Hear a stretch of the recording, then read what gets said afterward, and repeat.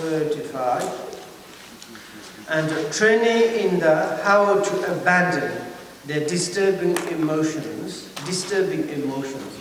Of course, disturbing emotions is very important to abandon, because if you cannot to diminish, if you cannot to apply some antidote of disturbing emotions. Disturbing emotions is really, really disturber. It is disturber. It's ignorant, it's absolutely disturber. And disattachment, absolutely disturber. And anger is disturber. Then there is emotional. Those disturbed thoughts arise in our heart. Then there is such a pain, emotional things. It is like a kind of, in Tibet, it's like nyön. Nyön is kind of saying suffering. It is like when we have very strong disturbing emotions. It's pain, difficult to control. For example, someone it has such and such desire attachment. Which kind of desire attachment? Maybe it's desire attachment to the form, to smell, to the sound, and to the taste. And then there's according that they have very strong desire attachment. As much as they use, that much they need because of the desire attachment. Desire attachment is a kind of sickness. You know, it is like someone has a very strong desire attachment, they cannot control themselves. Then they're doing is like such and such bad and it's a shame and like a criminal things doing. Because maybe this person is not bad, but this person's desire is too strong. This person is not freedom from their own individual disturbed emotion of the desire attachment. And that is a problem. Therefore, we need to something abandon our inner disturbing emotions. Exactly the same of our angers. We will look, maybe someone's like unexpectedly to provoke to us very strongly. And maybe we become very angry, it's almost exploded. At that moment, maybe certainly to look at our anger. Maybe if we cannot to look at the anger, we cannot to manage anger, then immediately we can to kill each other, and also we can sometimes do very disastrous things. You know, afterward, anger is gone, and then we have regret. Wow, what I did. Maybe we done, maybe for all the life is destroyed. If you kill someone, just to kill is very easy. You use many different weapons or something. For example, one person is like a kind of kicked, one person some kicked in some areas, this person's died. Then this killer is like, he says, I don't want to kill them, but you killed. And then it's like according to his angers, and then forever almost life prisoners. And that cry, I cannot to be. Sorry, this is the kind of country's laws. Then life is finished. And all the time to need to present. It's not comfortable. Like this, sometimes anger disturbs emotions. It's very strong. And also when we're angry, and we can to look in the histories, you kill your enemy as another enemy. You like kill again and again, increase our enemies. They're never ending, and as much as we kill, never satisfied, never let our angers go down. Like this, same also is like searching for the pleasant food, sound, these things. Of course, it's like according something is we need things, but in the disturbing emotions, we all the times need to manage. Something is like to have antidote. And sometimes like our awareness to concern, to recognize disturbing emotions, to try to diminish, try to change into that. I mean now it's like we studied marvelous things. When is anger it is in the before above. There's talking about a lot of like how we can to make diminish of our disturbing emotions. Like this. And the verses goes like this. If it is difficult for antidote to control contracted, disturbing emotions once they have become habits.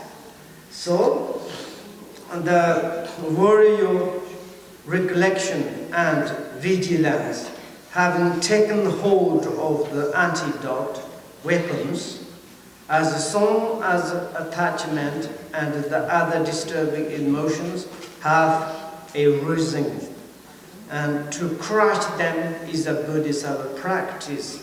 That is the kind of marvelous. We have here is the great, like kind of, weapons, which is the recollections and vigilance.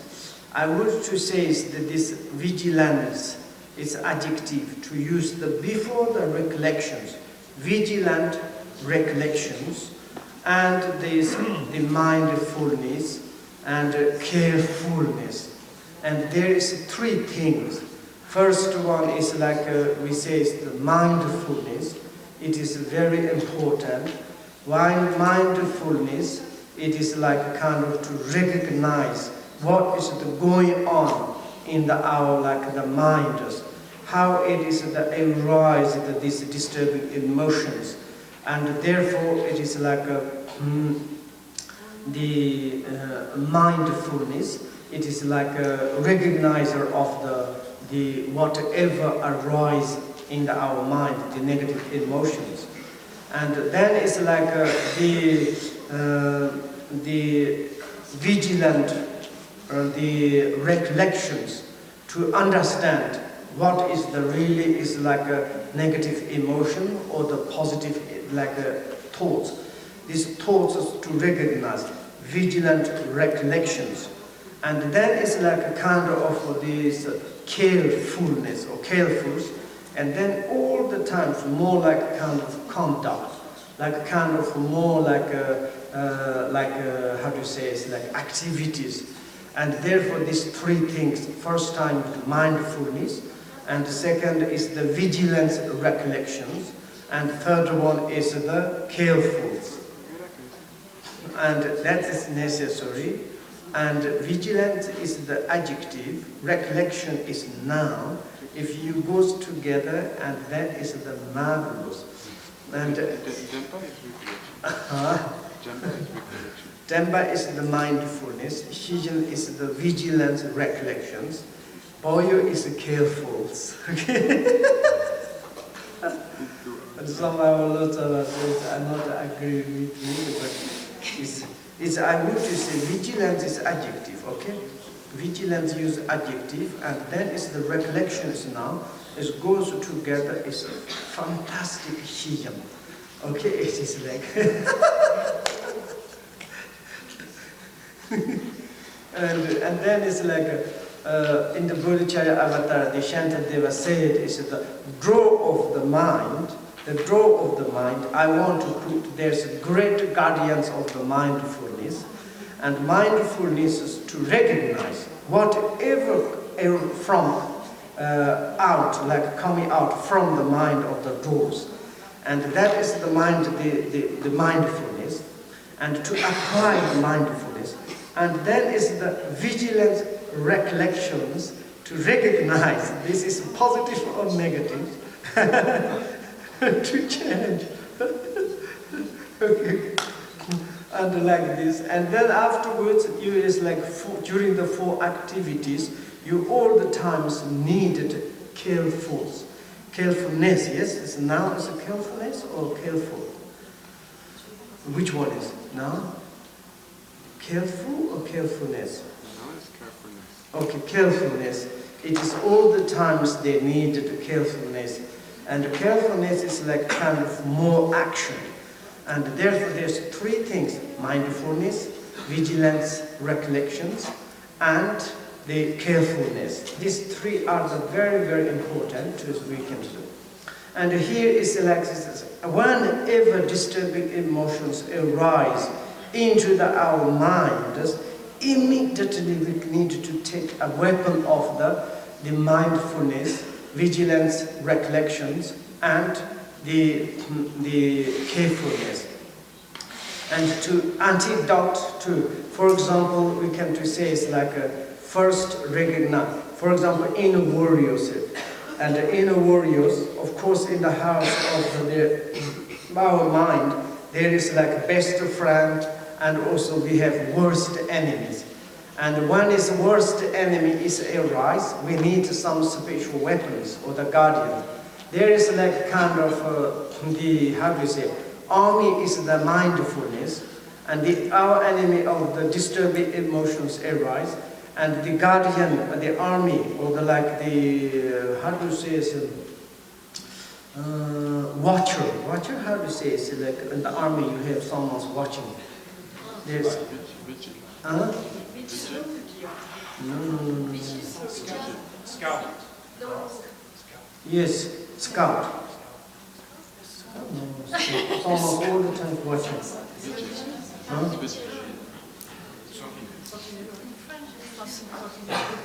That's why we call vigilance. Vigilance recollection. Vigilance recollection. Vigilance recollection. Okay.